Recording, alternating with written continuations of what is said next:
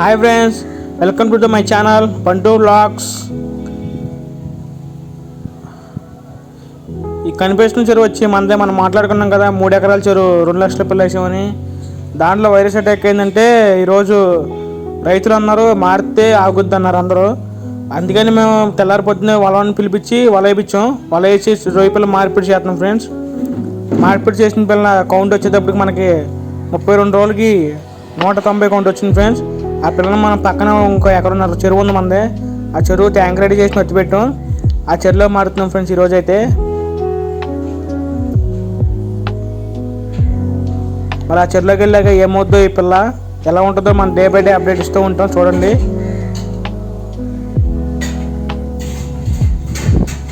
పక్కనే ఫ్రెండ్స్ ఒక చెరువు పక్కనే ఉంటుంది మనదే. ఆ చెరువులోకి అయితే పిల్ల వేసేటప్పుడు కూడా చూపిస్తాను చూడండి. పెద్ద వాటర్ వచ్చింది చూడండి ఫ్రెండ్స్.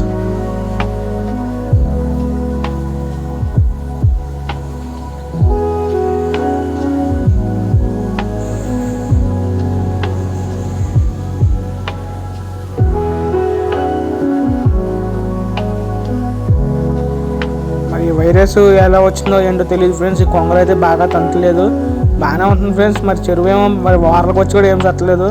మరి కొంగల కాడ ఏం తంటలేదు. మరి ఏమో పీసులు అయితే నలుగుతున్నాయి వారకు వచ్చేసి. మరి ఏమవుతుందో తెలీదు, మార్చినాక ఏమవుద్దో చెరువులోకి వెళ్ళాక. మరి గ్రోత్ ఎలా ఉంటుందో అసలు ఏంటో పిల్ల ఏం అర్థం కావట్లేదు. ఆ చెరువులోకి వెళ్ళాక ఏమవుద్దో. దాంట్లోకి అయితే ఈరోజు 3 క్వింటాలు మోద్దాం అనుకున్నాం. దగ్గర 2 క్వింటాల పైన వచ్చింది ఫ్రెండ్స్ ఇప్పటికి.